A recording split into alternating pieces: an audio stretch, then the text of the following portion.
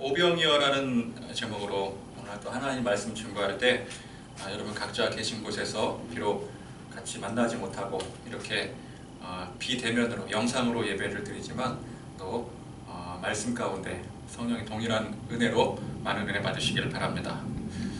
우리가 사는 이 시대를 한마디로 정의를 하면 돈의 시대라고 할 수가 있을 것입니다. 링컨 대통령이 게티스버그 전투 후에 연설했었던 유명한 말이 있었죠. Of the people, by the people, for the people. 국민에 의한, 국민을 위한 그런 정부가 되어야 된다. 그런 내용 아니겠습니까? 이거를 요즘 버전으로 바꾸면은 Of the money, by the money, for the money. 돈에 의한, 돈을 위한. 지금은 그런 시대라는 것입니다. 재화나 용역의 생산과 소비, 소득이나 부의 분배 따위의 모든 활동을 일컬어 경제활동이라고 하죠. 간단하게 말하면은 돈이 오가는 모든 행위가 곧 경제활동인 것입니다. 지금은 화폐 경제체제로 돈이 모든 것의 가치 기준이 되어서 오가게 됩니다. 물론 이제 실물 화폐에서 가상화폐 같은 것으로 대체되어 가고 있는 그런 시대를 우리가 살고 있지만 어쨌건 간에 근본적인 의미에서는 화폐다라고 말할 수가 있는 것입니다. 과거에는 실물 경제였습니다. 화폐가 발달하기 전에는 직접 물건 대 물건으로 경제 활동을 했었습니다. 그러니까 이게 실물이냐 화폐냐 다른 기타 다른 형태의 가상 화폐냐 방법의 차이는 있어도 근본적으로는 전부 다 같은 개념이라는 것입니다. 그래서 지금식으로 표현을 하자면은 지금은 돈의 시대다. 한마디로 표현하자면 그런 것이죠. 사람이 사는데 이러한 경제 활동이 제한이 되면 살기가 힘들어집니다. 돈이나 물질이 있어야 세상은 돌아가게 됩니다. 오후 예배 때 보았던 열왕기하 말씀에 보면은 그 아람 군대가 이스라엘을 침략을 해서 수도 사마리아 성을 완전히 포위를 하게 됩니다. 당장 이 고립이 된 사마리아 성에서 왕을 비롯한 모든 백성들의 생활이 참혹한 지경에 이르게 되죠. 아무 가치가 없었던 그 나귀머리, 비둘기 똥이 말도 안 되는 고가의 거래가 되어지고요. 서로 자기 아이들 잡아먹겠다고 싸우는 그런 지경에 이르게 되니 이게 참 물자 유입이 단절이 됨으로 인해서 경제 활동 자체가 막히게 되니까 일어나게 되는 그런 참상을 고스란히 보여주는 장면이 아니겠습니까? 경제 활동이 막히게 되면은 제일 먼저 의식주가 해결이 되지 않습니다. 사람이 먹고 살 수가 없는 거예요. 그럼 어떻게 됩니까? 사람 사는 게 이게 말이 아니게 되는 거죠. 고상한 취미 생활을 한다거나 남들을 돕고 복지를 하는 것도 이게 의식주가 기본적으로 해결이 되어야지만 가능한 일이 아니겠습니까? 소위 팔자가 좋아야 되는 거예요. 팔자가 나쁘면 모든 게 다 사치가 되는 겁니다. 당장 먹고 사는 것부터 해결이 되지 않으면 사람은 고상함을 잃어버리게 돼요. 어떻게 고상할 수 있습니까? 기본적인 욕구가 해결이 되니까 고상할 수가 있어요. 그런데 기본적인 욕구가 해결이 되지 않으면 사람은 고상함을 잃어버리게 돼요. 추악한 본성이 드러나게 되는 것입니다. 2차 세계대전 당시에 그 유태인 수용소에 대한 유명한 이야기가 있죠. 그 악명 높은 아우슈비츠에는 화장실이 따로 존재하지 않았다고 해요.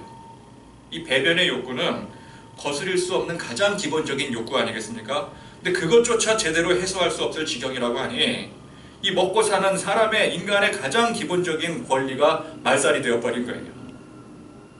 그러니 어떻게 됩니까? 거기서 인간성이라는 게 나올 수가 없죠. 인간성이 자연스럽게 소멸이 되어지고 말살이 되어지고 추악한 그 본성이 드러나게 되는 거예요. 더러워지는 거예요. 그러니까 그 광경을 보게 되는 이 독일군들이 망설임 없이 학살을 자행할 수 있었다고 합니다. 이 독일군들도 어쨌든 사람 아니겠습니까? 근데 사람이 사람을 함부로 못 죽이는 거예요. 죄인도 아니고 자기들도 아는데. 근데 인간성이 말살이 되다 보니까 모습만 인간일 뿐이지 그것도 인간의 모습도 아니잖아요. 더럽고 추하고 개나 돼지나 소나 다름없는 그런 모습으로 살아가니까 망설임 없이 사람을 그렇게 처단할 수 있고 처형할 수 있고 그게 아우슈비츠 2차 세계대전 당시에 그 유태인 수용소의 실상이었다고 합니다. 여러분 돈이 얼마나 중요합니까? 돈은 사람의 생명을 살리기도 하고 죽이기도 합니다. 인권을 살리기도 해요. 돈이 없으면 인권이고 뭐고 다 없는 거예요. 당장 의식주가 해결되지 않을 때는 빵 하나가 절실한 것 아니겠습니까? 고대 권력자들이 권력을 유지하는 비결은 당근과 채찍 전법이었습니다. 무시무시한 공포로 탄압을 하는 것에는 한계가 있었어요. 진시황제가, 중국의 진시황제가 얼마나 강력한 황제였습니까? 공포의 독재자였습니다. 그래서 오래가지 못했어요. 그렇게 강력했는데도 불구하고 그 중국 춘추전국 시대 그 전국을 다 통일했던 그 강력한 왕이었음에도 불구하고 그 오래가지 못했어요. 왜? 너무 잔인했기 때문에. 물론 지금 지구상에 딱 한 군데 공포의 독재를 3대째 유지하는 곳이 있기는 있죠. 그러나 그게 얼마 가지 못하리라는 사실을 누구나 다 잘 알고 있지 않겠습니까? 그러니까 이 권력자들이 그 권력을 오랫동안 유지하기 위해서는 당근을 잘 사용할 줄 알아야 돼요. 채찍도 중요하겠지만 당근이 중요한 거예요. 이걸 잘했던 나라가 어디였습니까? 로마였습니다. 로마는 적어도 그 자랑스러운 로마 시민권을 가진 백성들에게는 충분한 보상을 해줬어요. 그들은 풍요로웠고 만족스러웠습니다. 그래서 로마 권력이 1000년을 이어갈 수 있었던 거예요. 근데 지금도 마찬가지입니다. 저는 어렸을 때 대통령이라는 직책이 매우 궁금했습니다. 모든 국민들을 대표한다라는 그 자리가 도무지 상상이 되지 않았어요. 학교에서도 반장은 아무나 할 수 없는 거잖아요. 그러니까 대통령 정도 되면 한 나라의 수장 정도가 되려면은 모든 걸 다 잘해야 될 것 같은데 그게 제 생각에는 이 사람의 능력으로는 불가능해 보여서 어떻게 사람이 모든 걸 다 잘할 수 있을까? 근데 이게 가만 보니까 모든 걸 다 잘하지 않아도 되는 것 같더라고요. 그러니까 다른 건 몰라도 이 경제 살리면 됩니다. 경제. 그래서 역대 대통령들 공약이 하나같이 뭐예요? 경제. 그렇죠? 미국도 어때요? 미국도 돈에 관한 도 같은 사람이 대통령이 되어 있지 않겠습니까? 코로나 사태로 인해서 경제 활동이 마비되기 시작했습니다. 그래서 국가적인 차원에서 돈을 풀었어요. 물론 여기에 반박하고 또 우려를 표하는 사람들이 많았습니다. 그러나 일단 준다는데 그거 끝까지 안 받고 끝까지 반박하는 사람, 비판하는 사람 봤습니까? 돈 주면 누구나 다 좋은 거예요. 그냥 돈이면 다 열립니다. 자동문처럼 열리는 거예요. 얼었던 마음이 녹아지고요. 깨어졌던 관계가 돈으로 회복이 되어져요. 이 선물의 위대함 아니겠습니까? 돈의 위대함. 돈 준다면, 경제 회복시켜준다면, 그래서 잘 살게 해준다면 일단 찍고 보는 거예요. 잘 살게 해주겠다는데, 돈 주겠다는데, 경제 회복시켜주겠다는데. 그렇죠? 서론이 좀 길었는데 예수님을 쫓아다녔던 사람들도 마찬가지라는 이야기예요. 그들은 이상적인 지도자를 원했습니다. 그들이 바라는 이상적인 지도자가 누구입니까? 돈 많이 벌어다 주고 경제 살리고 그러면 그야말로 이상적인 최고의 지도자가 되는 거예요. 근데 그런 사람들이 왜 예수님을 쫓아다녔겠습니까? 예수님에게서 바로 그러한 비범한 면모를 보았기 때문에 그래요. 예수님은 병든 자들을 고치셨습니다. 이 병든 사람이 병이 들어서 힘든 것도 있지만 일단 그 정상적인 몸을 가지고도 먹고 살기 힘든 상황에 사람이 이게 병이 들어있으면 그것도 불치병에 들어있으면 그 먹고 살 수가 없는 거예요. 경제 활동이 될 수가 없는 것입니다. 그럼 살 수가 없는 것이죠. 그러니 몸이 정상으로 회복만 되어도 얻어지는 유익이 얼마나 많았겠습니까? 여러분 오늘 말씀의 이 오병이어 사건은 그야말로 그들의 이상의 방점을 찍는 사건이라고 볼 수 있습니다. 배고파 굶주린 무려 5,000명의 사람들, 또 남정네들만 5,000명이지 거기 뭐 여인들, 뭐 아이들, 노약자들까지 다 치면은 5,000명 이상이에요. 그 많은 사람들을 배불리 먹여줬어요. 아무것도 없는 상태에서. 여러분 아무리 경제를 살린다고 경제를 뭐 성장세로 돌려보겠다고 뭐 부동산 잡겠다고 빛 좋은 공약을 아무리 실천해도 이건 할 수 없는 일이에요. 뭐가 있어야지 회복이 될 수 있고 뭐가 있어야지 생겨나죠. 근데 예수님은 아무것도 없는 상태에서 광야에서 그 사람들을 다 먹이셨어요. 불가능한 일이죠. 자, 그런데 5,000명의 사람들을 그럼 무슨 수로 먹였는가? 근데 이거는 중요하지 않았어요. 그게 어디서 나왔건 사람들의 관심은 그걸 내가 얻어먹었다는 데 있다라는 것입니다. 혹은 얻어먹을 수 있다. 놀라운 기적이 일어났다. 이건 안중에도 없는 거예요. 아무리 기적이 일어났더라도 그거를 내가 얻어먹지 못하면 다 소용이 없는 겁니다.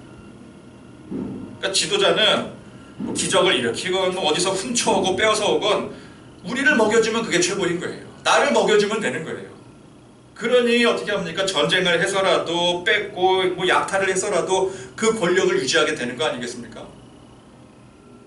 이 원리가 지금도 똑같습니다. 많은 사람들이 교회에 다니면서 예수 믿는 이유가 뭘까요? 다 그런 건 아니겠지만 꽤 많은 상당수 사람들이 교회를 다니는 목적이 이유가 어떻게 되든 간에 내가 복을 받으면 그만이라는 거예요. 내가 복을 받기 위해서, 내 가정이 복을 받기 위해서. 뭐 기복신앙이라든지 변질되고 왜곡된 신앙으로 가르쳐도 일단 내가 복 받으면 된다는 거예요. 그러면 뭐 그 신앙의 원점이 어디에 있는지 원천이 어디에 있는지 그거 혹시 뭐 잘못 받는 건 아닌지 이거 상관없습니다. 준다면 또 확실히 나온다고 믿어지면 그냥 거기에 맹목적으로 되어버리는 거예요. 준다니까. 유익이 생긴다니까. 자, 그런데 우리는 그런 현상을 처음엔 어디서 찾았습니까? 사이비, 이단 같은 데서 그런 현상을 찾았어요. 야, 저 사람들 저렇게 맹목적이냐. 뭐 있다고 저걸 쫓아다니느냐. 그런데 이번에 이 코로나 사태를 보니까 이 사이비는 양반일 정도예요. 이 기독교 교인이라는 사람들이 상상을 뭐 생각을 초월할 정도로 몰지각한 그 행태를 보이고 있는데 이전에 그 1차 코로나로 인해서 철퇴 맞았던 그 신천지는 양반으로 보일 정도예요. 저는 같은 목회자로서 참 애통하고도 원통한 게 이런 걸 누가 만들었냐라는 것이죠. 누가 이걸 만듭니까? 누가 만들겠어요? 지도자가 만드는 거예요. 지도자가 어떻게 해서든지 간에 당근 그거 만들어서라도 뭐 훔쳐서라도 내가 줄게 하니까 사람들은 어떻게 해요? 내게 유익이 된다고 하니까 내게 유익이 되기만 한다면 이러면서 맹목적으로 거기 달려드는 거예요. 덤벼드는 거예요. 그러면 그렇게 맹목적으로 자기 유익을 쫓는 사람들도 잘못이겠지만 순서상은 누가 먼저 잘못이라는 거예요? 지도자부터가 잘못이라는 거죠. 순서상으로. 다 잘못했지만 여러분 한국교회 적어도 이 한국교회 안에 이 목회자들은 배울 만큼 배운 사람들입니다. 신학교 가보면요. 정말 학구파에 열정적으로 공부하는 사람이 있는가 하면은 또 누구나 다 뭐 신학교 간다고 해서 누구나 다 열심히 공부하는 건 아니잖아요. 그 중에도 보면은 소위 날라리파들이 또 있긴 있습니다. 그러나 아무리 날라리파라 할지라도 기본적으로 배우는 게 있고 거기 안에서 깨닫는 게 있어요. 그거 무시 못해요. 그래도 대한민국에 이름 있는 신학교들은 성경 말씀을 굉장히 체계적으로 가르치고요. 정석대로 가르치고요. 집중적으로 가르칩니다. 유럽이나 미국 나가보세요. 유명하다고 하는 신학교들 다 지금 변질되어 있어요. 대부분의 신학교들이 성경 말씀 그대로 가르치죠. 자기 멋대로 해석해서 가르쳐요. 여러분, 유럽이나 미국에 있는 수많은 신학교들이 하나님을 믿지 않아요. 예수님을 구세주로 인정하지 않아요. 그러니까 저는 그나마 이 우리나라 대한민국이 신학교에서 제대로 된 신학교육을 받을 수 있다는 게 굉장히 큰 복이라고 확신을 합니다. 그런데 배우기는 제대로 배워놓고선 실제 교회 현장에 나가서는 엉뚱하게 적용하고 가르친다라는 거예요. 배우기는 제대로 배우고서. 여러분 현재 많은 교회들에서 행하고 있는 일들이 이 신학교에서 배운 내용과 얼마나 큰 괴리가 있는지를 아셔야 됩니다. 교회에서 행하고 있는 일들의 90% 이상이 제가 봤을 때 그래요. 90% 이상이 신학교에서는 언급조차도 안 하는 내용들이에요. 그러면 이제 일선 목회 현장에서는 이걸 가지고 신학교에서 실제적인 실천 신학을 가르쳐야 되는데 그냥 이론만 가르친다. 뭐 그런 건 안 가르친다. 원론적인 것만 가르친다. 그렇게 또 비판을 합니다. 저는 이러한 현상이 교회가 망하는 지름길이라고 확신을 합니다. 우리 성경을 알고 성경 말씀대로 행할 줄 알아야 되는 거예요. 성경이 기준이 돼야죠. 여러분 신학은 하루아침에 만들어지는 게 아닙니다. 무고한 역사의 세월 속에서 무수히 많은 선구자들이 종교개혁과 신앙의 철저한 싸움을 통해 이루어낸 이 보물 중에 보물이 신학이라는 게. 근데 고작 반짝 사라져버릴 시대적 유행 그거 따라보겠다고 이런 중요한 신학은 다 내팽개쳐 버리고는 신학교가 시대에 맞지 않는다고 불평을 해댑니다. 이 말은 우리가 지금 읽고 묵상하고 우리가 기준으로 삼는 이 성경 말씀이 이게 지금 이 시대와 맞지 않아요. 여러분 성경의 시대와 맞습니까? 성경 말씀 시대와 맞지가 않아요. 이 시대와 맞지가 않으니까 이거 따르지 않겠다고. 우리들 방식대로 교회 운영하겠다고 선언하는 것과 똑같은 말이에요. 여러분 교회가 나갈 기준이 도대체 무엇입니까? 세상입니까? 우리는 오로지 성경 말씀 속에서 그 방향과 길을 찾고 나가야 되는 것입니다. 길이요 진리요 생명이신 주님의 말씀에 이 확고한 기준이 서야 되는 거예요. 이 기본이 다 무너져 버리니까 많은 사람들이 교회에 등록해서 예수를 믿는다고 하나님을 믿는다고 행사를 하는데 사실은 하나님도 모르고 예수님도 아무것도 모르는 거예요. 그저 내게 유익을 준다면 오병이어의 주님을 맹목적으로 따르던 이 무리들과 똑같이 그 원천이 어디에 있는지 왜 이런 일이 일어나는지 그 이유 따위에는 아무도 관심을 갖지 않습니다. 그렇게 가르치는 거예요. 또 그렇게 알아듣고 행동하는 거예요. 지금 현재 이 교회의 가장 큰 문제가 무엇입니까? 지금 이렇게 비대면으로 예배드릴 수밖에 없는 그런 상황, 환경적인 어떤 핍박 그런 거 아닙니다. 가장 교회의 큰 문제는 신학의 붕괴에 있어요. 신학의 붕괴. 시올로지가 무너지고 있어요. 여러분이 신학이 붕괴되었다라고 하는 것은 다시 말하자면 교회에 십자가가 없고 성경의 진리가 통하지 않는다라는 뜻입니다. 지금 교회는 철저히 세상 물질적 법칙에 따라 움직여요. 그것 때문에 눈코 뜰 새 없이 바쁘게 달려가요. 교회가 얼마나 바쁜지 몰라요. 근데 그 바쁜 원인을 가만히 보니까 세상 법칙 때문에 바쁜 거더라고요. 이런 기현상이 요즘에 서점에 나가보면 그대로 드러나게 됩니다. 기독교 서점 같은 데 가보세요. 기독교 베스트셀러란에 꽂혀있는 책들 대부분이 간증책자들입니다. 개인의 경험이라든지 뭐 느낌이라든지 주장 같은 것들. 저는 이 개인이 신앙생활하면서 느낀 점이라든지 어떤 주장한 바라든지 경험했던 이런 것들이 나쁘다라는 게 아니에요. 근데 이런 것들이 교회의 기둥이 되고 있다는 게 이게 문제라는 것입니다. 성경 말씀, 이 진리의 말씀을 더욱더 깊이 묵상하고 이 교리를 명확하게 가르치는 책이 요즘 서점가에 가보면 없어요. 베스트셀러란 찾아보세요. 눈 씻고 찾아봐도 그런 책 찾을 수가 없어요. 그런 책들은 어디 가야 찾을 수 있습니까? 저 구석 코너에 있는 기독교 고전에 가야 찾을 수가 있어요. 아니면 헌책방 같은데. 대표적인 책이 칼빈의 기독교 강요. 이 성경 말씀의 핵심적 교리에 대해서 그토록 명확하게 써낸 책이 이 칼빈의 기독교 강요가 언제 나온 책인 줄 아십니까? 무려 1536년에 초판이 인쇄된 이래 지금까지 이를 능가할 수 있는 책이 전무하다라는 것입니다. 이게 도대체 언제적 책이에요? 칼빈 그 이름을 우러러 볼 줄만 알았지 칼빈과 같은 인재가 나오지 않더라는 것입니다. 기독교에 대한 근본적인 진리, 이 교리 체계, 성경 신학, 깊이 있는 묵상 이게 있어야 되는 거예요. 그런 주옥 같은 책들이 쏟아져 나와서 성도들이 또 책을 읽고 그래서 성경을 더 깊이 알고 성경을 읽더라도 성경에 대한 배경을 우리가 알고 읽어야 되지 않겠습니까? 그런 가르침을 받아야 되잖아요. 성경을 알고 기독교 핵심 진리를 알아야 되는 거예요. 근데 지금이 무슨 중세시대? 신학은 오직 성직자만의 전유물인 시대입니까? 신학교 가야지만 볼 수 있는 책들입니까? 근데 그런 성직자마저도 제대로 배우지도 못하고 엉터리로 가르쳐버리니 이게 딱 지금 중세시대의 상황과 똑같은 거예요. 그 타락했던 시대와 지금 시대가 시대만 다르지 그 원리는 똑같아요.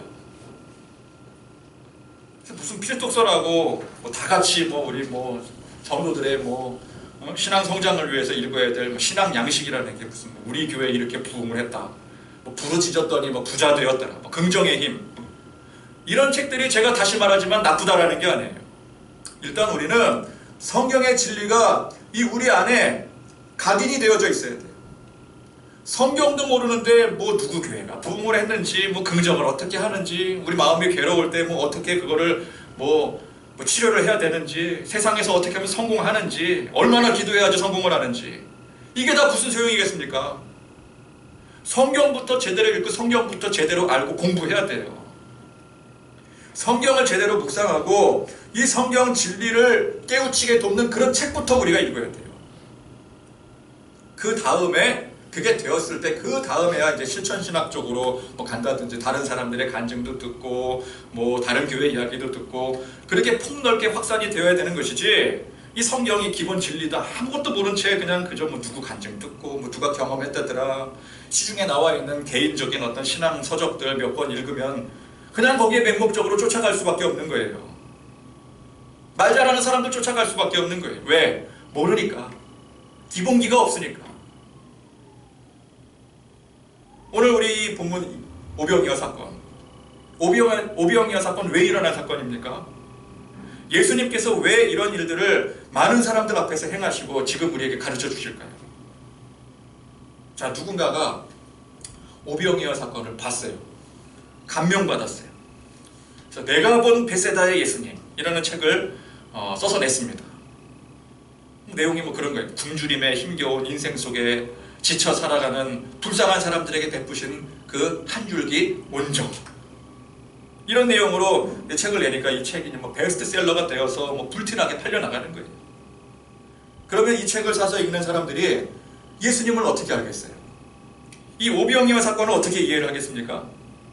아, 예수님은 이 세상의 불의에 맞서서 어렵고 힘들게 사는 민중들의 편에 서서 그들의 필요를 채워주는 그런 이상적인 사회활동가 내지는 지도자, 우리를 풍요롭게 해줄 지도자, 굶주림에 지쳐 방황하는 사람들에게 먹을 것을 채워주는 지도자, 그렇게 각자가 또 스스로 그 책을 읽고 감명을 받고, 야, 내게도 그 복을 달라고 맹목적으로 매달리게 되는 거예요. 뭐 교회에 그냥 막 모여서 불을 짓는 거죠. 오병이어의 기적을 내게도 허락해 주시옵소서, 우리 교회에도 허락해 주시옵소서. 지금 그러잖아요.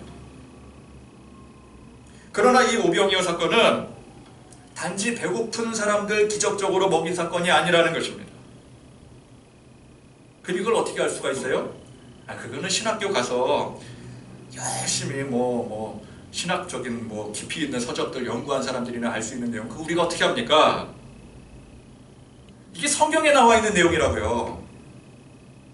요한복음에 이 오병이어 사건이 기록이 되어 있거든요.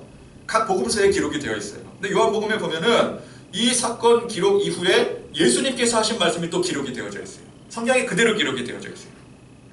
요한복음 6장 26절부터 찾으실 분들 찾으시고요. 제가 읽어드리겠습니다. 성경 이야기, 어떤 다른 책 이야기가 아니라. 예수께서 대답하여 이르시되 내가 진실로 진실로 너희에게 이르노니 너희가 나를 찾는 것은 표적을 본 까닭이 아니요 떡을 먹고 배부른 까닭이로다.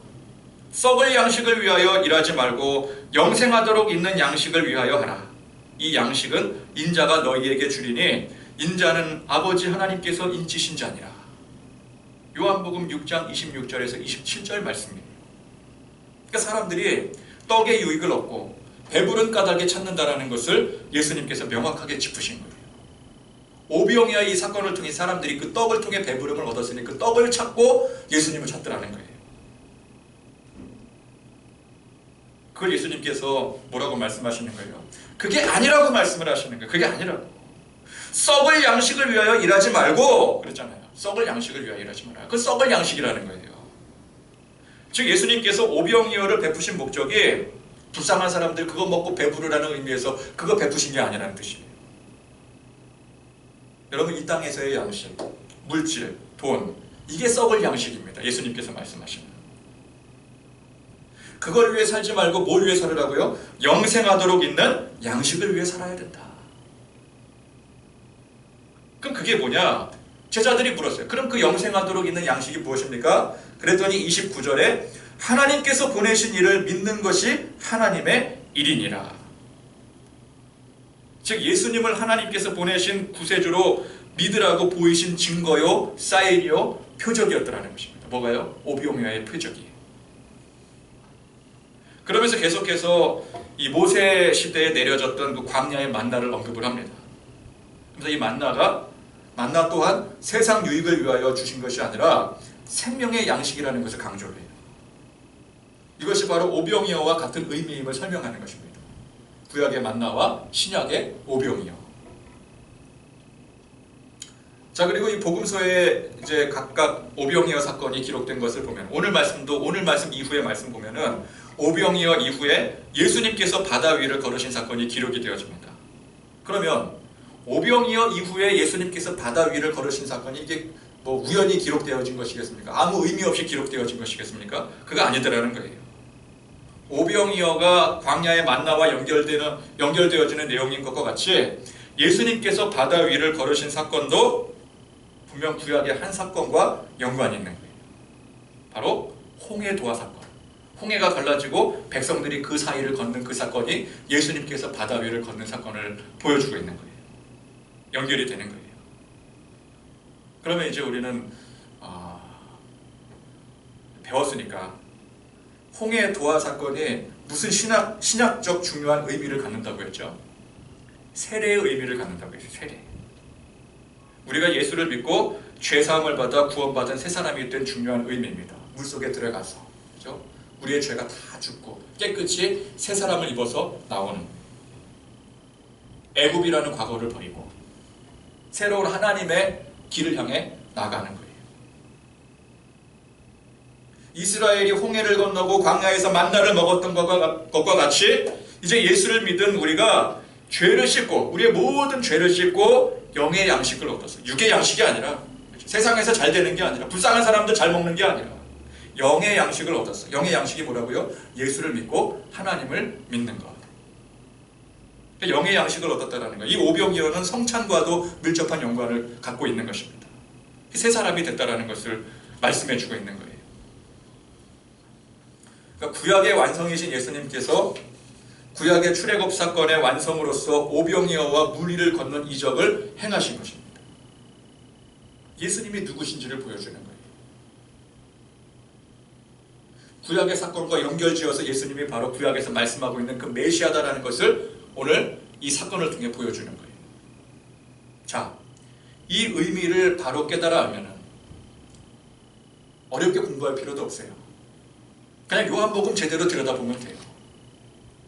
오늘 말씀에는 그 뒤에 그 해설 장면이 나오진 않았지만 계속 성경을 읽다 보면 요한복음 나오지 않겠습니까? 요한복음에 똑같은 장면이 나오잖아요. 똑같은 장면에 예수님께서 설명하신 그 장면만 제대로 읽고 제대로 묵상하고 깨닫게 되면은 여러분, 그래도 여전히 육의 양식 구하고 세상에서의 유익을 찾아 맹목적으로 매달리겠습니까? 그걸 예수님의 뜻이라고 착각을 하겠습니까? 아니죠. 진짜 복음을 알고, 복음이 뭐예요? 하나님께서 주신 이 말씀, 이 구약 성경이 그냥 구약 성경이 아니에요. 구약이 바로 신약으로 가는 열쇠가 되는 거예요. 신약이 뭐예요? 구약을 해석하는 열쇠가 되는 거예요. 진짜 복음을 알고, 그래서 진정한 사명을 깨닫게 되고, 세상에서 잘 먹고 잘 살고 뭐 문제 해결되고, 이게 예수 믿는 사람의 모습이 아니구나. 진정한 모습이 아니구나. 예수님을 알아야 되는구나. 예수님을 진짜 믿어야 되는구나. 십자가가 우리 가슴에 새겨져야 되는 거구나. 사명 깨닫는 거예요. 그래서 뭐가 돼요? 진짜 예수님의 제자가 되는 거예요. 자, 예수님의 제자들이 몰랐을 때는 그냥 모였던 다른 군중들, 사람들과 똑같이 자기 유익을 찾아서 예수님을 쫓아다녔습니다. 그러다 예수님께서 잡히시죠. 모든 게 다 끝난 거예요. 허무하다라고 느꼈을 거예요. 우리가 무엇 때문에 예수님을 그렇게 쫓아다녔는데. 근데 예수님이 잡혔잖아요. 그래서 일상으로 돌아가 버렸습니다. 좌절한 거예요. 절망한 거예요. 그러나 예수님은 이들을 포기하지 않으셨습니다. 부활의 주님이 이 제자들을 다시 두루 찾아다니시면서 회복시켜 주셨어요. 그리고 약속하신 성령님을 보내주십니다. 이제 성령의 권능의 역사로 인해서 막혔던 그들의 귀가 열리고 눈이 열리고 생각과 마음의 문이 열리게 된 거예요. 삶의 태도가 바뀝니다. 몰랐을 땐 그저 오늘 이 오병이어 기적의 양식을 바라면서 내게도 이 유익을 주시옵소서. 기적의 양식 바라고 놀라운 능력을 행하시는 그 예수님을 우리가 왕으로 삼아서 장차 우리도 세상에서 부귀영화 누려보고자 했던 그들의 그 태도가 세상이 아닌 영의 양식을, 생명의 양식을 내가 얻었음을 깨닫게 되고 그로 인해서 기뻐하고 감사하고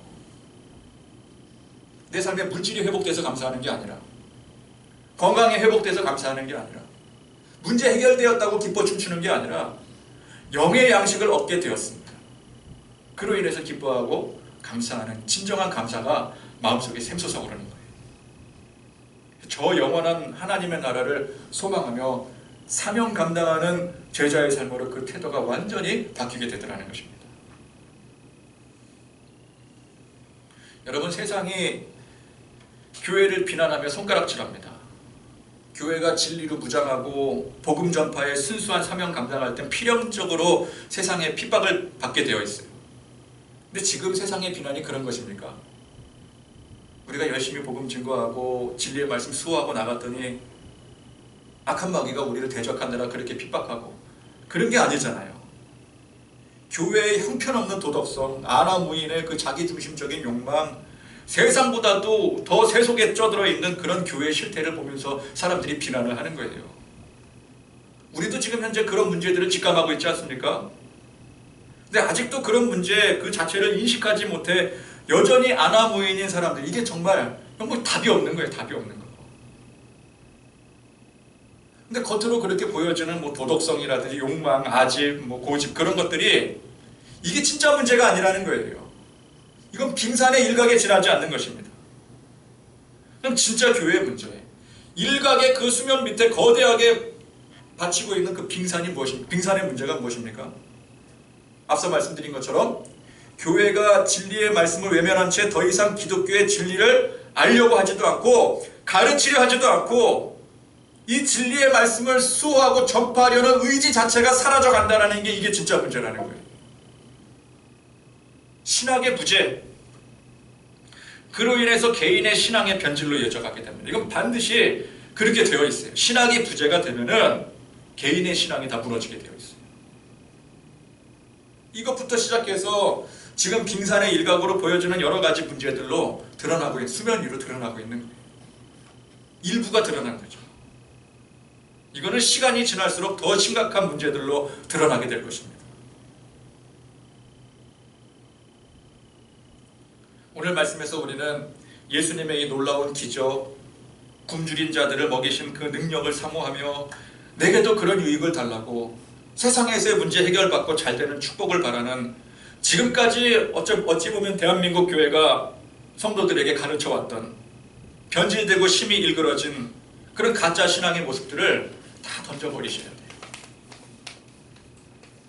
예수님께서 그런 의도로 하신 행위가 아니심을 분명히 말씀하고 계심에도 불구하고 그런 것에는 귀를 기울이지 않습니다. 관심을 갖지를 않아요. 내가 보고 싶은 것만 보는 거예요. 기적이 일어난 그 장면만 보는 거예요. 오로지 내 유익을 위해서, 성장과 번영을 위해 전진해왔던 지금까지 모든 관행들을 그걸 벗어 던져야 돼요. 우리는 예수님을 제대로 믿어야 됩니다. 세상이 아니라 십자가의 소망을 걸어야 돼요. 굶주린 자들을 먹이신 그 일 자체를 부정하는 것이 아니라 그게 우선순위가 되어서는 안 된다는 것입니다. 진리의 말씀에 소망을 두고 진짜 제대로 된 참 진리를 배우고 깨닫게 되기를 기도하시기 바랍니다. 하나님 앞에 그저 열심히 부르짖는데 지금 펼쳐진 여러 가지 많은 문제들, 환경의 문제들, 그것도 물론 기도해야 되겠지만 제일 우선순위로 1순위로 우리가 기도해야 되는 것은 우리 안에 이 말씀이 회복이 되어져야 돼요. 주님의 말씀이, 생명의 말씀이 회복이 되어져야 되고 십자가가 회복이 되어져야 됩니다. 이게 일단 우선순위가 되어져야 돼요. 그렇게 기도하시기 바랍니다. 그러면 설령 교육이 엉망진창에 세상의 환경이 가혹하다 할지라도 제자들에게 행하신 것처럼 성령님이 우리를 친히 인도해 주실 것입니다. 여러분 각자 한 사람 한 사람 성령님이 인도해 주시는 거예요. 그래서 가르쳐 주시고 깨닫도록 인도해 주시는 것입니다. 오늘 말씀을 통해서 물론 우리 여러분들 각자의 어려운 상황에 처해져 있는 그런 문제들도 해결받고 또 고침받고 회복돼야 되겠지만 그게 우선이 아니라 정말 우선순위가 무엇인지를 깊이 묵상해 보시기를 바랍니다. 이제는 우리가 정말 고민하고 근심하고 걱정해야 될 때예요. 교회가 이전처럼 영광을 회복하지 못하면 어떻게 되는가? 그거 걱정할 때가 아닙니다. 진짜 교회가 무너지게 된 원인이 무엇인가? 우리의 신앙이 왜 이렇게 무너져 있는가? 이게 무너져 있는지도 모르고 문제가 뭔지도 모르고 그러면 아무것도 아니잖아요. 말씀을 통해서 말씀의 진리를 깨우쳐 하실 수 있길 바랍니다. 성령님께 간절히 구하고 성령님의 인도하심을 받아 예수님의 제자들이 비록 처음에는 그냥 세상 사람들처럼 세상의 유익을 쫓아서 자기 유익을 쫓아 살았었지만 그래도 예수님께서 그들 포기하지 않으시고 우리가 이 소망 가지셔야 돼요. 예수님이 그래도 우리를 포기하지 않으신다. 한국교회를 포기하지 않으신다. 보내주신 그 성령님으로 말미암아 깨닫게 하시는 그런 놀라운 은총이 있기를 간절히 소망하며 기도드리겠습니다. 하나님 아버지 감사와 찬양 영광 높여드립니다. 오늘 거룩하고 복된 주일 우리가 비록 어려운 환경 속에서 이렇게 또 비대면으로 영상으로 예배를 드릴 수밖에 없는 상황이지만 그러나 우리 마음의 중심 가운데 하나님을 향한 마음, 우리 주님을 향한 그 온전한 신실한 마음의 중심으로 예배할 때에 오늘 이 말씀을 듣고 말씀을 통한 깨달음이 있고 또 진정한 회복이 있기를 간절히 소망합니다. 하나님, 어쩌면 우리는 지금까지 성경 말씀과는 전혀 상관없는 세상의 방식대로 신앙생활을 해온다고 고집했는지 모릅니다. 그런 과거의 모든 불순한 것들을 청산하고 정말 주님의 진리의 말씀에 우리가 집중을 해서 주님이 우리에게 원하시고 뜻하시는 바가 무엇인지를 깨닫고 진정한 사명 감당하는 세상에서 잘되고 성공하고 잘 나가는 데 꿈꾸는 것이 아니라 소망을 두는 것이 아니라 오직 주님의 말씀에 소망을 두고 주님의 이 진리의 말씀이 다시 회복이 되어지는 역사를 우리가 기대하며 소망하며 우리 성령 하나님께 부르짖는 하나님의 백성들 그 가운데 우리 주님께서 우리를 포기하지 않으시고 또 교회를 포기하지 않으시고 이 한국 교회를 포기하지 않으셔서 다시 세우실 이전과 같은 그 놀라운 세상의 영광을 우리가 세워지기를 기도하는 것이 아니라 구하는 것이 아니라 진정 주님의 진리의 말씀에 그 하나님의 진리의 복이 회복이 되어지고 다시 세워지는 일들을 꿈꾸며 나아가는 우리 하나님의 거룩하고 복된 백성들 될 수 있도록 인도하여 주시옵소서. 우리 주 예수 그리스도의 은혜와 하나님의 사랑과 성령의 교통하심이 이 마지막 환난의 때에 예수님을 바로 알고 굳건한 진리의 복음으로 무장하여 숱한 핍박 속에서도 진정으로 승리하기를 소망하는 우리 모든 성도들 머리 위에 지금부터 영원토록 함께 하시기를 간절히 축원하옵나이다. 아멘.